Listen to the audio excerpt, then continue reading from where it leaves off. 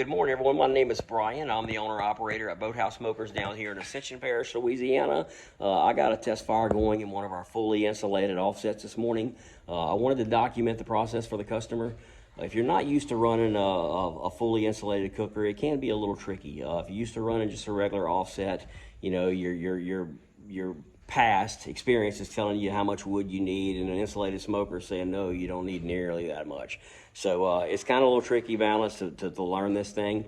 If you use too much fuel, like I said, they're very efficient. Next thing you know, this thing's running at 400 degrees, and by the time you get it back down to 225, 250, your fire's going to be completely gone. So I just wanted to document the process so the customer have something to look back on for reference whenever he builds his first fire. This guy's going up to Michigan at the end of next week, and let's take a look at it. All right, let's take a look inside this Firebox. Show you what we're working with this morning. All right, I just lit this about 10-15 minutes ago. I got about 3 or 4 splits of cherry wood in there, about 12 inches long. Now look, this is a 30-inch XXL model, so it is 30 inches wide, so keep that in mind. Firebox looks small, but it is double wall, 1/4 inch with 2 inches of insulation between it. This is one of our hybrid reverse flows, which means it has 3 exhausts with a dampener on the back. When I first start these things, I like to crack this left exhaust just to crack, and then fully open the one in the middle, and then fully open the one in the warming cabinet, and also have that dampener open from the heat transfer from the cook chamber into that warming cabinet. All right, it's been running for about 15 or 20 minutes. Get a look at these temps. They're starting to come up pretty even in that cabinet. I do have the dampener on the cabinet fully open right now. It'll start drawing a lot of radiant heat off of that Firebox once this thing comes up to temp and starts drafting correctly. All right, let's get a look at this guy. It's coming up to temp. It's been running about an hour or so now. Left door cook chamber 225, right door cook chamber 225. Cabinet's running right at 200 degrees or so. But this cabinet, it will eventually come up to temp and match the cook chamber temp. It draws a lot of radiant heat off of that Firebox, and it just hadn't been running long enough yet to come up to temp. This is a 30-inch cook chamber, so it is a pretty big Firebox and cook chamber. Right now, it is a reverse flow. Your heat's coming out of your Firebox, running underneath your baffle plate, coming into the cook chamber, and then running across your grates. I got the dampener fully open, flowing into the cabinet, and then out.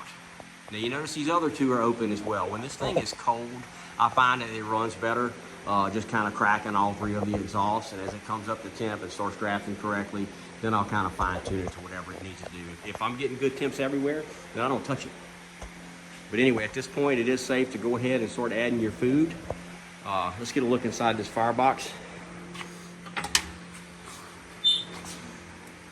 Got a pretty good little fire going in there. It don't take much with this insulated Firebox.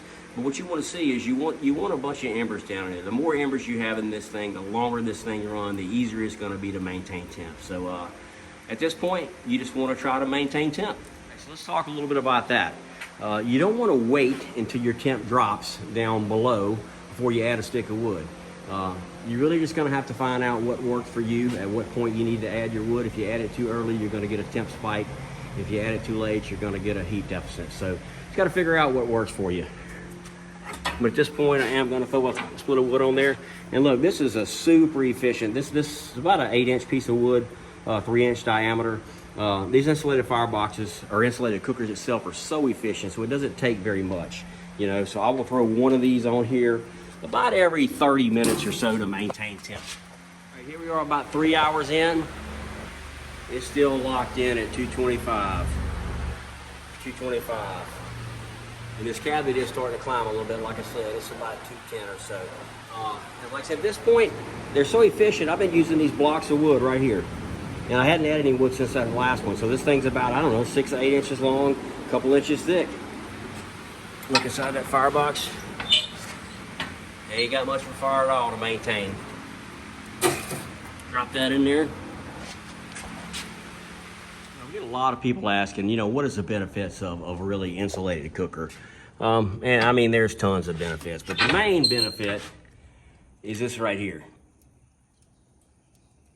I mean, I got a 900 something degree fire inside the Firebox. Especially with food trailers and trucks and stuff like that. This thing's gonna go on the porch of a food truck. So, I mean, it's right there by a handrail and there's a doorway. People could slip and fall into it and stuff like that. You know, you got a 900 degree interior. And here you are at 140 on the door. 131 on the cook chamber door. 130 something on the roof. Get a look at the end here. 109, the back, about 109 degrees as well. 120. So it's safe to touch this thing anywhere, you know, even after it's been running for, 10 hours or so, you can still put your hand on it. It's not gonna burn you. You know, you can, I mean, it's definitely hot, you know, but you're not gonna accidentally touch it and burn yourself. So, all right, here we are. She's been running about 5 hours. About 230 or so on the left side, same on the right side, 225 in the cabinet. That's about all I'm gonna do for today. Let me get a look inside that Firebox here. I mean, see, you don't have very much fire. You don't need very much fire at all. It's just gonna be a little bit of a challenge trying to learn how to deal with an insulated Firebox and a fully insulated cooker, being since it's so efficient.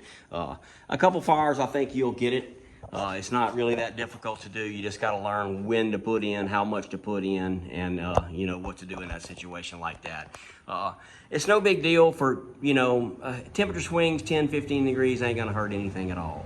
You know, you don't want to 75 degree temperature swings. I mean, ideally you want it to be perfect. And with a little bit of practice, you can get it perfect. Like I said, I've been running this thing dialed in at exactly 225 for the past 5 hours or so. No spikes at all. So, all right, buddy. Well, that's all I got. And looking forward to getting this to you. Have a good day.